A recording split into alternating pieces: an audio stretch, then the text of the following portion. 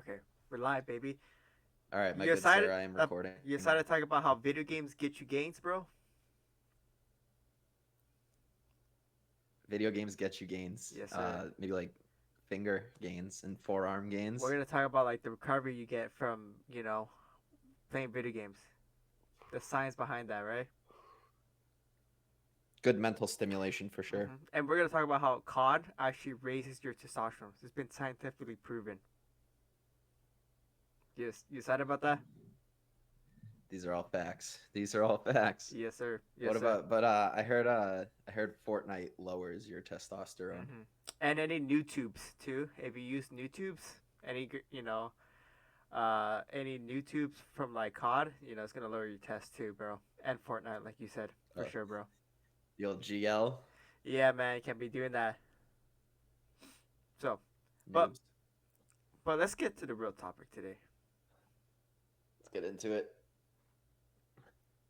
All right. I don't know why I always say all right first. All right. I'm gonna wait till you finish that sip of water. Ah, man, I'm so thirsty. Oh, we know. What's going on, everyone? Thanks for tuning in to another episode of the Unracked podcast. We're helping gym rats of all levels to enhance their fitness and other aspects of their lives through conversation and firsthand experiences. We're your hosts. I'm Mike Gersh. And I'm Josh Angel. In our last episode, we channeled our inner Joey Swoles and we went over gym etiquette. Today, what we want to talk about, we're going to review everything relevant to mind muscle connection. So, all the way from the simple definition and the physiological explanation, as well as some tips to enhance your mind muscle connection and mistakes to avoid along the way as well. Mm-hmm. So, I think the best place to start, of course, is going to be understanding exactly what mind muscle connection is. I feel like it's probably one of those more self explanatory topics when it comes to the name itself. But, um, Josh, what is your like layman's term definition? Like, not a Webster's dictionary, because you know that's what I got on lock. Yeah. So the mind muscle connection is like you're training your brain cells. Like the three brain cells you might have left in your head. So apparently you're concentrating enough where you're training your brain cells to be stronger. So that's pretty much the easy definition. But really, the an easier definition would be to focus on the pump. When you're training the muscle and you're getting the slow tension and you're focusing on that burn factor. For sure. Mm-hmm. That first definition sounded a little too much like David Goggins for my liking, but um yeah, I think essentially what it boils down to, like Josh said, is thinking about the pump. Um I'll give my little like Webster's dictionary. I kind of wrote down a few thoughts and then cleaned them up. So it's really a mental awareness and it's an intention. So it's intentional, it's on purpose. And what you want to do is activate and work a particular muscle during each repetition of an exercise. Mm. So that was a lot of words. That was kind of a Yeah. lot of syllables in some of those words too. So to dumb it down for Josh's Three brain audience cells. who only has three brain cells Mm-hmm. left, um, when Josh says the pump, it's the blood flowing to the muscle that you're trying to work. Arnold Schwarzenegger has referred to the pump as better than sex. So Mm-hmm. if Better than. you've never experienced a pump, I can't recommend it enough. Mm-hmm. Um, Realistically, the best way to get the pump is to activate the muscle you're trying to work. I know it seems simple in concept, but there's a lot of exercises that can work secondary muscles, but you really want to isolate the primary muscle that you're trying to work. I think for me, the biggest example of mind muscle connection was my lats. That was like the last thing I felt connected to because it takes time to build muscle, right? You can't connect to what's not there. So it's the kind of thing where if you think about, I would say think about lats like a lat pull down. you're using a lot of secondary like forearm and biceps, which can actually take over the movement and take away from the lats, which is the main focus of the exercise. So if you're able to really connect that movement to where you're squeezing your lats more than you're using your biceps or forearms to complete the reps, that's what we mean by having an intentional mind muscle connection. Josh, what is, for me, lat pull downs, like I just mentioned, what is a good example for you of an exercise where you feel a strong mind muscle connection? Or strong, or I don't feel as strong? Because you said the last was tough for you to feel a connection, correct? Yeah, so opposite side for you, what's the one you feel strong about? Well, I feel Mm, strong now that I've developed it. yeah. I didn't feel a strong connection because I didn't have enough muscle. So that's why I mentioned Hmm. you can't connect to what's there. Yeah. So over time, my connection became stronger. Yeah, man. Well, I What's one for you that you just like it clicked for you, like oh, you were always just bro, it was were good. definitely the chest, bro. Because my it was my double D's for sure. I always had like a good chest, so it was like always there before I started working out. Like before when I started working out, I at least had like some B cups for sure. And then once I started hitting the chest, bro, the pecs came out like tough, dude. And that's probably the easiest one I could say, for me, where is my strong suit for sure.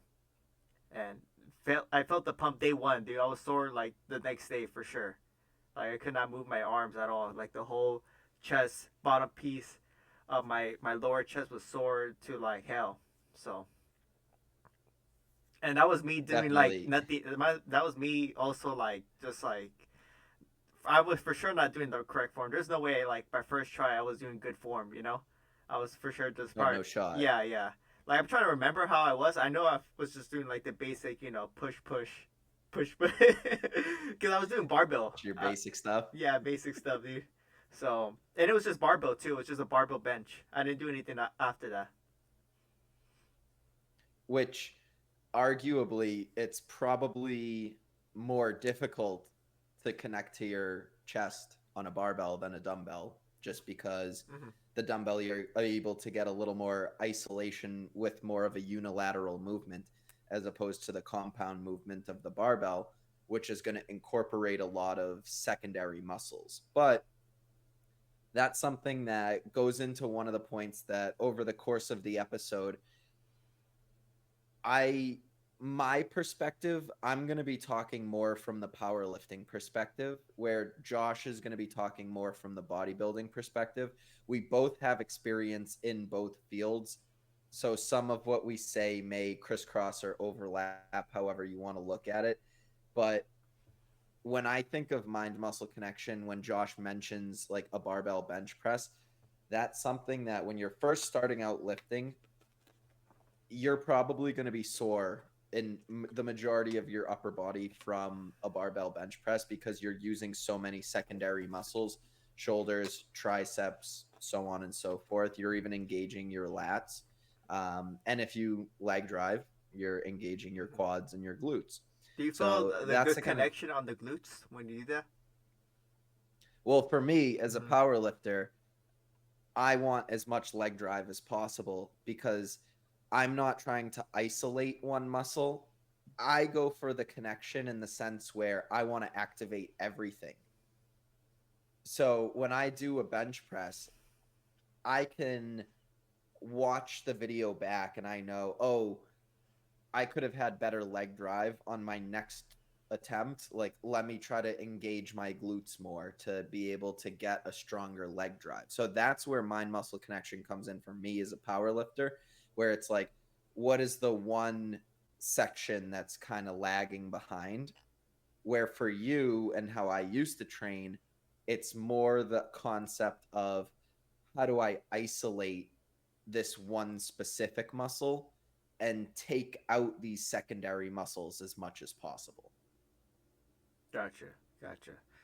So it's everything you're feeling. You're tightening up on everything: your neck, your back, your crack, your forearm, your biceps. When you're benching and squatting, correct? Just everything, bro. Yeah, Everything. that's good, man. That's good. Fucking troll. But I will say when I started lifting, and this is something that I hear every single one of my clients that I've asked when I've talked about mind muscle connection, I think, say you've never picked up a weight in your life, the easiest muscle to connect to without a doubt is the bicep. Do you agree with that? I mean, yeah, because I mean, for sure, there's some muscle there. You know, you can't just if there was no muscle, you wouldn't be able to move your arm. So, I I would say it's probably the easiest for sure. Well, I know Yeah, what you mean by wouldn't be able to move your arm. You wouldn't be yeah, able to flex a muscle that's not there. I understand that. yeah. But generally, just throughout everyday life, you probably do enough of a motion that's gonna directly and indirectly, even if it's like 1% little bit of a muscle, you're gonna have something there just from existing. I understand there's a lot of obese people out there that probably their bicep may be covered by a decent amount of fat, or there's some skinny people that it's like literally all you have is that little piece of muscle. But if you walk up to any person on the street and you say flex your bicep, everybody is going to be able to lift their arm, flex their bicep, and connect to that muscle You right there. mocking me right now? Oh my, you hard, bro. I don't even have a pump right now. But I mean, I feel like, especially once someone starts working out and they like actually go through like a few days of a program, if they have curls in there, like unless it's like a weird curl variation like preacher curls or something like that, like most people are going to know, okay, if I'm programmed curls, like I know what to do and I know what it should feel like. Hmm. Where there's other exercises like I mentioned, for me it was very hard to engage my lats. I didn't know what it should feel like because I didn't have the correct engagement. But on the flip side of it, once I felt what it actually felt like to have that engagement, it was life changing. Like I knew that I wouldn't say I was doing it wrong, but I could have been doing it better that whole time by getting that extra level of connection. Let me ask you a serious question right here, Mike. Was it better than sex? Mind When muscle when you when connection you or the got pump? when you got it, you know, like when you said it changed your life, was it better than sex? I mean, you always remember your first, bro. Mm, preach, my guy, preach. Straight All facts. right. Well, before Josh gets us into a rated R or potentially triple X podcast, The I'll YouTube video nerd is it up gonna a little be bit. restricted for sure. Now, For 18 plus on this video. yeah, yeah. Um, all right. Well, to get it back into virgin territory, I'll Hmm. nerd it up a little bit for us and give us more of like the, I guess, scientific explanation of what's going on. Um, and keep in mind, I'm dyslexic as fuck, so I do my best with these pronunciations. Um, Physiologically, the way mind muscle connection works, again, it involves that conscious activation of specific neural pathways that lead to targeted engagement of motor units within a particular muscle. And this heightened neural focus enhances, oh gosh, I'm going to struggle with this word, proprioception. Oh, Mike, your camera, bro. Uh, Oh uh boy. no, you got the word. Yeah, so proprioception, it refines recruitment patterns and it contributes to more effective and controlled muscle contractions during resistance training. All right, that was a whole lot of science. Yeah, my So, three brain cells couldn't keep up with that, but good work, good work. um, so essentially, what that means is you're really using different like neural pathways. So your brain is sending signals through your body to either engage motor units or disengage motor units as you're going through your workout, which is going to help the contraction during the resistance. So, as we know, that's when contraction is the time under tension. So, that's for the example with a bicep curl, when the curl is on the way up, because that's when the muscle is actually being worked and that's when it's under the most tension. It is still technically under tension when you're letting it down, but that's the stretch, that's not the contraction. But that's why you see a lot of people will do a slow negative, because that helps a lot with mind muscle connection when they're gearing up to do their next rep. Mm. Yeah. You So can't go wrong with going slow, like both directions, honestly. Slow in and slow going out. it's You what they know? say, bro. It's not always the size of the prize. Sometimes it's just the motion of the ocean. Mm-hmm. It's just how sometimes it's just how deep you go in the squat, you know? It's how low you go and how slow you go. Ass to grass. Mm-hmm. Josh, we know you're a deep squatter. The deepest. Um, And I explode Word. up in the hole, dude.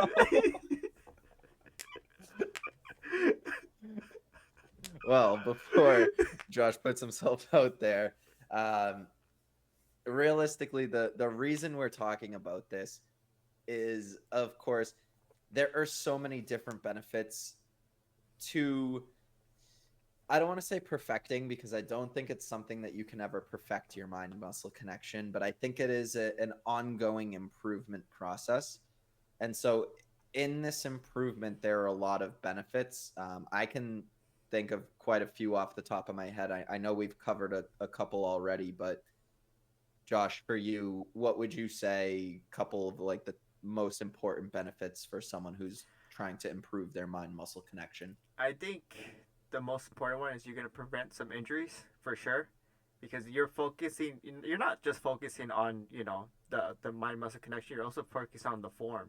I believe because if you do fuck up the form, then you're gonna be like, okay, that's not the right muscle I'm training. Like I'm doing too much. I'm involving too much of the shoulder, where I should be doing more of the chest, like stuff like that. Like if your shoulder goes like a different misgroove or something, like you're gonna tell right away, like, oh, that's not right. I gotta put my arm in a better direction.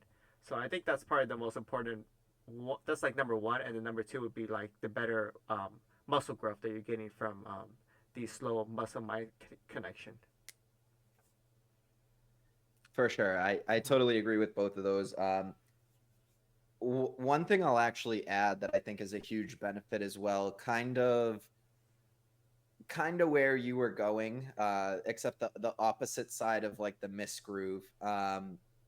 If you're doing an exercise and you're trying to connect to a muscle, I know I'll give the example of like there's three different heads of the tricep. I know this is something that we talked about in a previous episode, but once you start to develop mind muscle connection with the different heads of the tricep, that's something that you can actually start to somewhat program for yourself, in the sense that if you're very connected to one or two of the three heads, but you don't feel especially connected to the third, you can start programming more specifically to target the third head. Where if you're not very connected and you're just doing like general tricep extensions, like, yes, overall your triceps are going to grow, but to Josh's point, you're not going to get as good of a squeeze, as good of a contraction, which overall that intensity is what's going to lead to muscle growth. So it's definitely something that you can start to program for yourself, knowing, like for me, I'll give the example of myself. I'm taller and like more lanky.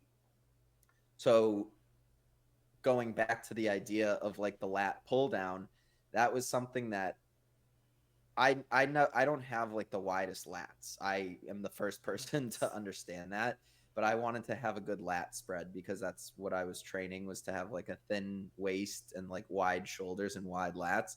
When I finally was able to actually connect to my lats, that's when I started to feel, okay, this exercise is more for upper lats. This exercise is more for lower lats. I would be able to figure out, oh, I'm actually doing two exercises for lower lats and no exercises for upper. So I would switch up my program to be able to have a lagging muscle catch up and have a more even overall physique. Mm-hmm. Yeah. You didn't want to look like a cheese string anymore. You know, you wanted to get those big lats to look like that hourglass. Jack Skellington build, bro. Get it right. Yo, hey, you said it. You said it for sure. Nah, bro. Yeah. I'll admit, dude, I got the deadlift specialist, but although someone on TikTok called me fat. So Mhm. I don't know if we're watching the same video, but Facts. he said Facts. I ain't fat, bro. Dude, Jeff literally at I I zoo the other day I told see me that I your was looking wicked lean. I see your triple Wicked chin, bro. lean. Uh, anyone listening to the podcast, I just grabbed my giblets. Is it possible to have a con of a mind muscle connection? I can't think of a con. I can't think I mean the only thing, this is something I feel like would maybe apply more to me. Um as someone who has been known to be indecisive or overthinking in the past, I can definitely see, and this isn't a con to like actual mind muscle connection, but this is like maybe more indirect. I could see myself like potentially hyper focusing on like the mind muscle connection, and then I am too focused on that one thing, and then like I'm not focused enough on like everything else. And so maybe Everything else I guess a good as in like getting I guess a, getting numbers and stuff like that. Like you mean everything else around you? well, I guess in the sense of, well, for me again, think of like powerlifting, right? Like if I'm deadlifting, my last cue before I like explode up is I pinch my shoulders back to engage my lats. If I hyper focus too much on my lats, then my other cues may not be up to par. And so my hamstrings may not be as activated in the rep. And then I use too much quad or whatever it may be. And then the rep is super shaky and not the RPE that I want it to be. Or I end up, never want this to happen, but maybe end up failing the rep. Mm. Right. So for me, it is something that I can see a potential con of like being too hyper focused on one thing and like kind of letting that take over everything I'm thinking about when I should be conscious of everything else. Gotcha, gotcha. Yeah, no, for me, I can't think of a con. It's just all benefits. I said maybe I take too much time going too slow, you know, on the movements. Like I'm wasting time. That's the only thing I can really think of, because it, Well, if the intensity is there, bro, then it's good. It's just as long as you're not late for work, right? yeah, yeah, it's still a good workout though. But yeah, I feel like I just do less. I target less muscles, or like a different. I target less, you know, like types of muscles when I do stuff like that. Yeah, the muscles I do target, yeah, they're gonna get killed, but there's less muscles getting worked out. Well, think Sometimes, of depending on my this. time, you know. I know back in the day, like when Arnold Schwarzenegger used to train at Gold's Gym, Venice Beach, the Mecca. Goes Gems Bennett Beach on Sunset The on Mecca. 90027 zip code. That one, right? I believe so. Okay, making Um, sure. I heard a story that like way back in the day, I don't know what year it was to be honest, so I don't know how far back it was, but the only dumbbells they had were like, it was like up to 20s. or something like that. And these guys are professional bodybuilders, right? So they're all, I mean, at that time, that's when everybody was like low key juicing, like they didn't want to be like super outward about it. But I heard a story that like obviously these guys are big as fuck, they're strong as fuck. All they have is a 20-pound dumbbell. They would do 2-minute reps. So Mm-hmm. they would do one rep that would stay under tension for 2 minutes. So if you think about mind muscle connection in that scenario, if you're doing a rep where you're under tension for that long and you're not connected to the muscle that you're trying to be connected to, that's almost like a waste of a Mm-hmm. 2 minutes. Do you know if they had like a training partner like holding it, like when they're doing the bicep curl up there? Like you think they had a guy touching it? I don't remember the context of the story. I just remember like the Mm-hmm. general main points, Mm-hmm. but like I'm sure, yeah, that they had someone like spotting that. Like I'm just imagining. I remember for basketball in high school, we used to have to do wall sits, Yeah. right? And if we got to a certain point, they would put weight on your lap. Mm-hmm. So I feel like it was like a similar idea to that, where it was like you literally just go until your shit gives out, and then you rest, and then you go again until your shit gives out. Mm-hmm. And so, like, obviously, you and I know as personal trainers that training to failure every single set of is not optimal, but before people knew that, again, that's kind of what the idea was. So maybe like they do one set that was just until their muscles gave out, Mm-hmm. and then the rest were kind of just like working up or working down from that. Yeah. I'm not sure. I don't want to like say one way definitively one way or the other, but Mm-hmm. I think it was a relevant story to like the idea of connecting. Yeah. I mean, do you think you get a better pump when you get someone like touching your chest? Are you bench pressing or doing some chest I've fives? seen I've seen videos online of Yeah. like people working out with training partners. In my humble opinion, Mm-hmm. I feel like it may be something that, like, if you're a very advanced bodybuilder and you're trying, again, I'll go back to the example of triceps. If you're trying to isolate one of the three heads, then yeah, it may help. If you're a general gym goer, like, yeah, it may help you the first time of like, oh, your lats are right here. Like, this is where you should feel it, and this Mm-hmm. is how you should be squeezing.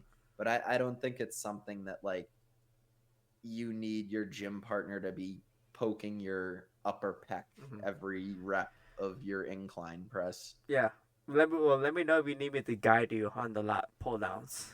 You know, I'll make sure to get that nice groove right there for you. Well, Mm-hmm. since lat pull down is now just an accessory for me, I usually do about 12 to 15 reps, and I'm never Mm-hmm. more than, I got or you, man. never less than 2 reps away Mm-hmm. from failure. So um, I got you still. that's actually one idea that goes into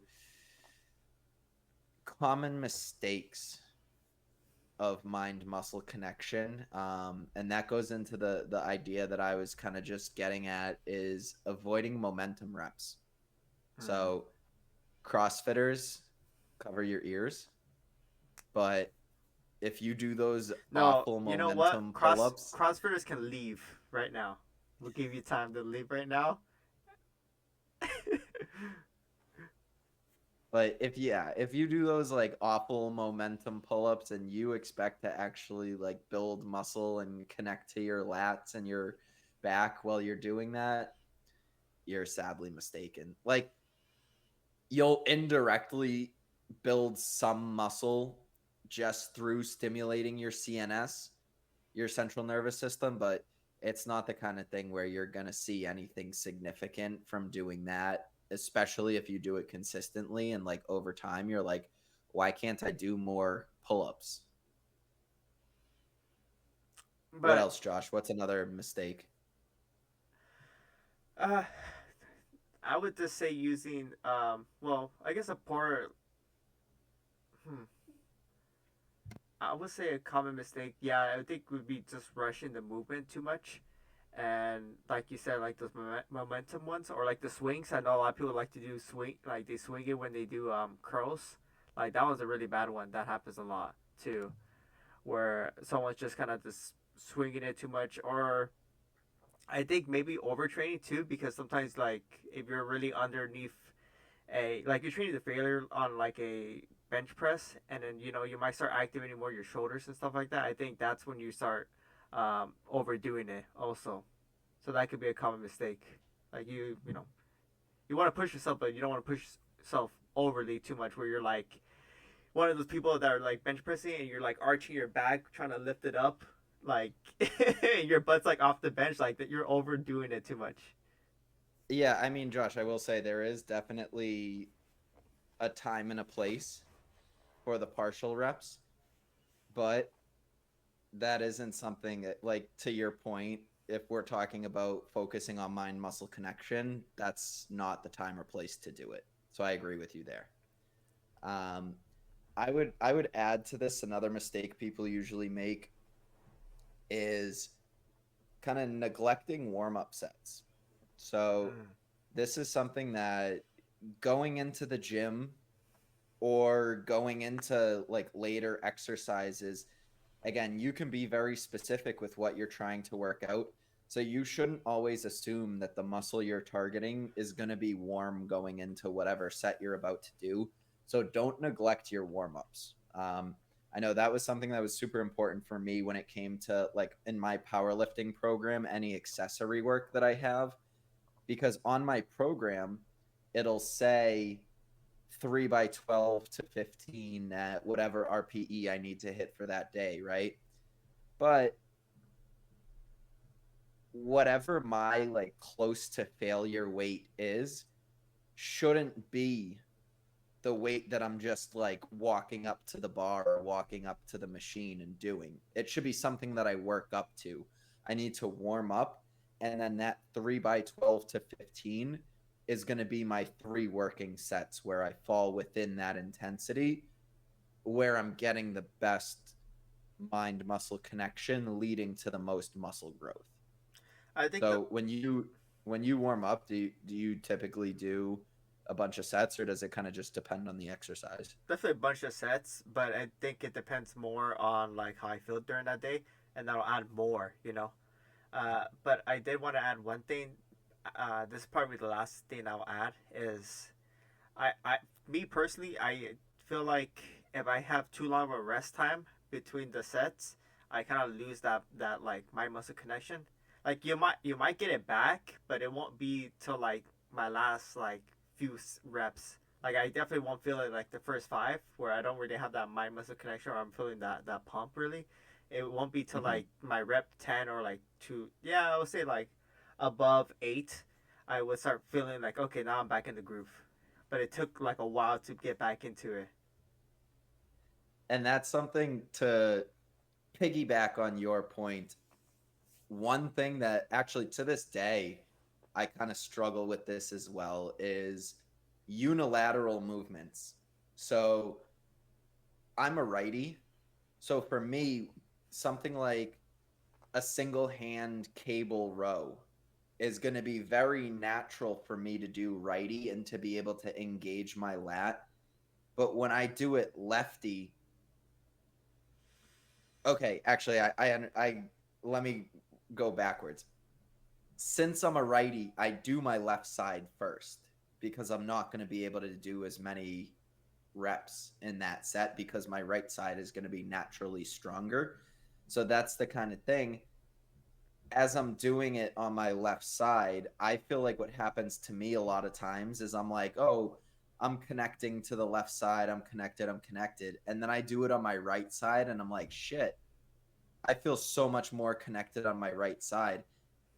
Was I not connected enough on my left side?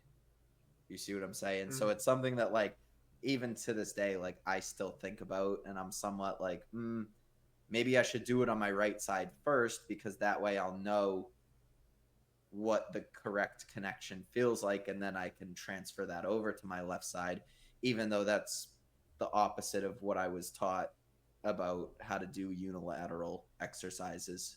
when it comes to like doing one side at a time? Yeah. I would say, because what I do too is like if I'm doing a single leg press, if I do my left one, which is my dominant side, because I'm lefty, I would I'll do less reps for sure. Or like if I do, let's say like 8 reps, and then my right leg I'll do more reps. So that's how I kind of make up for it. But I definitely go with what you say is, always do your opposite or your weak side first, and then do your strong side afterwards. But there's been times where I don't even think about it, and I start with my strong side first because it's just natural to you, you know. But I For think it's sure. one of those things that you really can't really get over, you know. No, it's definitely something that like you have to, again, the whole idea of mind muscle connection is intentionality, but like even for something like that, it's almost like a mental hurdle where you have to be very intentional with what you're doing to be able to train your mind to start with your weak side, because like you said, your natural inclination is to do what you're good at, what you're already strong at, when in reality the point of a unilateral exercise is to even out any imbalances so you're equally strong on both sides. Mm-hmm. Yeah. um You don't want to look like Quagmire, coming out of the house. If you guys know what thing that is. we know exactly what scene that, I don't even think like, even if they're listening to the podcast, I think they know exactly Uh what that huh. is. um I would say there's only really two more that I want to focus on for common mistakes.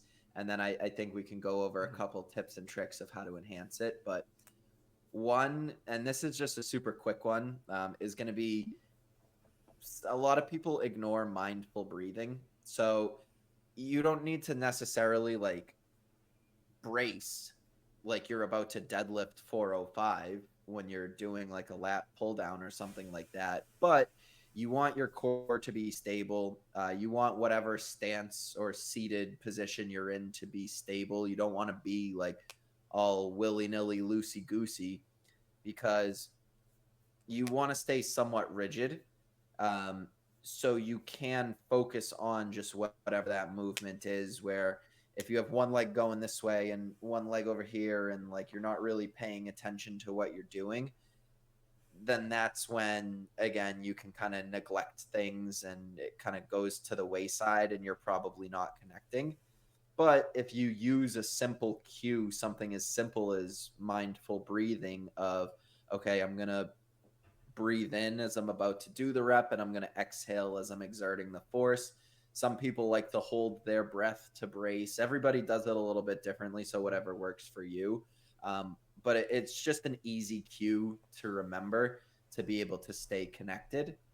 And then the other one that I wanted to mention, I'd say this is the last one, unless Josh has any others to add: over reliance on machines. So this is something I feel like probably going to be more relevant to someone who's newer, maybe not as comfortable in the gym, doesn't really know where to start, what to do, how to do it, things like that. So they typically end up gravitating towards machines that they have a fixed range of motion. So the positive about this is it will teach you the muscle memory of how to actually do it. But since it's a machine, there is a very, very slight percentage of the tension being taken away from the machine. And that little bit of tension could be the difference between you connecting or not. So that's why you should do machines at the end when your muscles are already warm, where you've already connected, as opposed to starting out with machines trying to use the machine to connect. Mm-hmm. Oh, your camera, bro. I see it. Yeah. I think the last point you want to do is connect to Wi-Fi, so you can connect to music, or the music can connect to your mind, and you can connect to the weights. Does that make sense? Everybody's mind was simultaneously blown. You just want to connect, bro. Connect to the universe. Connect to the weights. But no, I don't have anything else. Unless you have anything else, Mike. For mistakes, no. The Hmm. only other thing, just a couple tips and tricks, I would say. So which one to start with? Oh, there's so many, Josh. But um, I would say the couple main ones, main tips that are pretty relevant to mind muscle connection. I can think of two off the top of my head. One's relevant to push, one's relevant to pull. Um, when you are doing a push movement, so any like chest exercise, I would categorize tricep, like any extension in here as well. I always recommend to push through the rep because if you think about like where your chest is, right? Like I'm going to pretend I'm doing a flat dumbbell press. I feel the most connected to my chest once my arm is already as straight as possible. So I'm literally like trying to push through the rep, like not literally, but I'm almost like I'm like punching the air. And then the most connection is when it's at the top. Um, And then for me, I like to and go then all the way back. What Mike is saying, I like to go deep, where I'm touching my chest, deep, and then push so you can get that full contraction, like what Mike's saying. well, that's actually where I was going. Is what I've found to be super helpful is having a very slow controlled negative so you get a really good stretch on the way down, because what I've found personally is the better stretch leads to a better contraction, and a Hmm. better contraction is going to just equate to better mind muscle connection. Hmm. So any pushing movement or like extension, I almost say like push through the range of motion. Like if you're doing a tricep extension, don't stop when your arm is straight. You can flex it that little extra bit where you're really flexing your tricep, and that's where you're going to feel the most connection to it. Yeah. The other one is going to be a pull motion.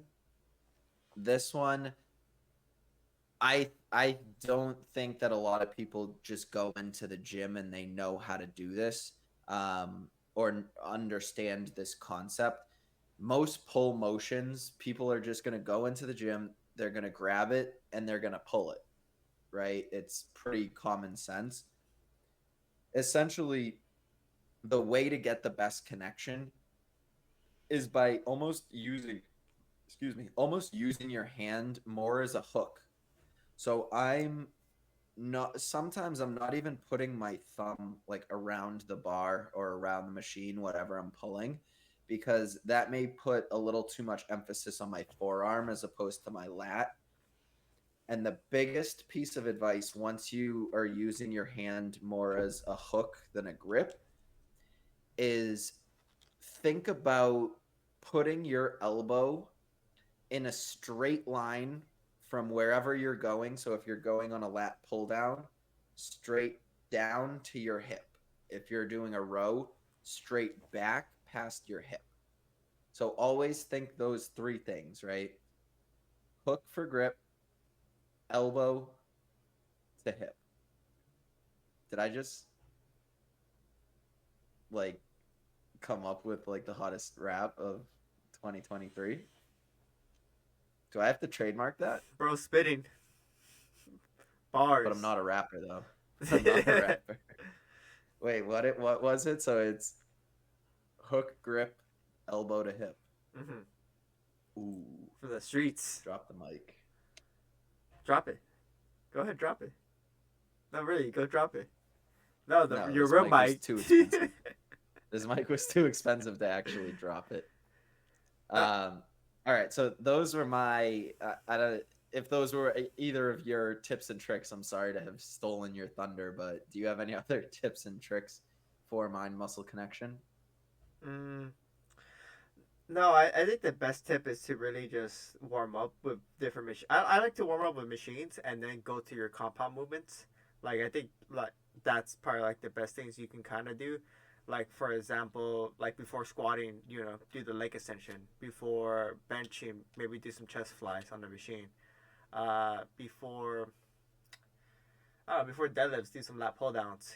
Stuff like that. Like to really warm up some accessory muscles, I guess you can, or do some accessories where you can warm up your muscles and then get into like these harder movements, and that will definitely increase your mind muscle connection because your muscles are warmed up by then, and of course stretching.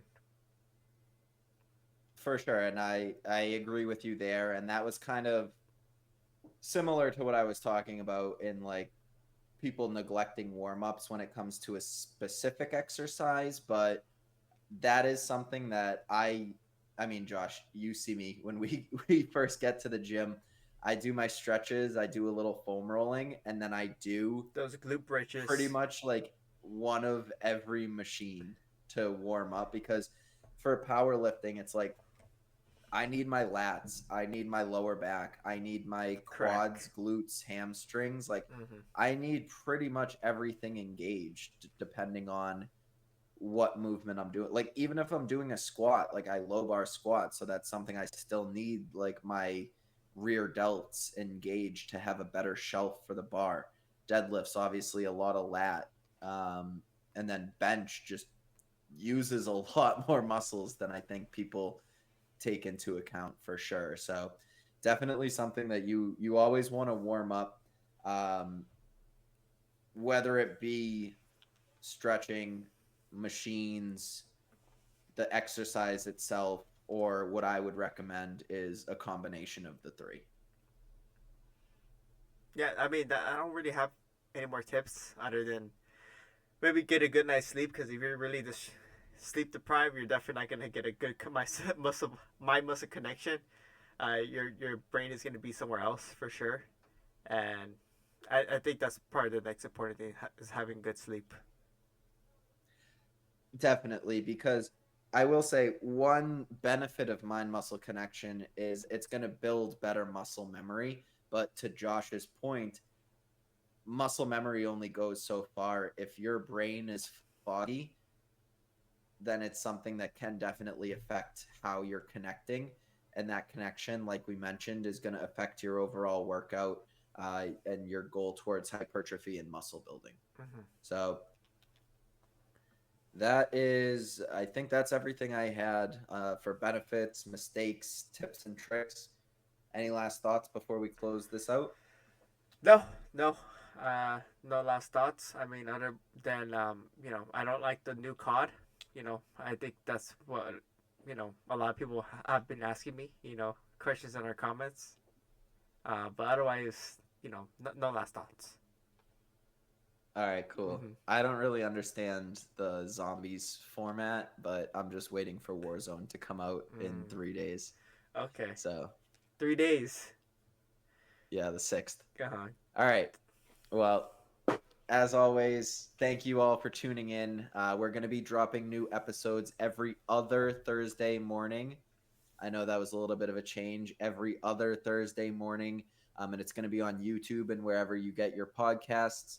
Make sure to like, comment, follow, subscribe, however you're watching or listening. We appreciate your support more than you know. I'm Mike. And I'm Josh.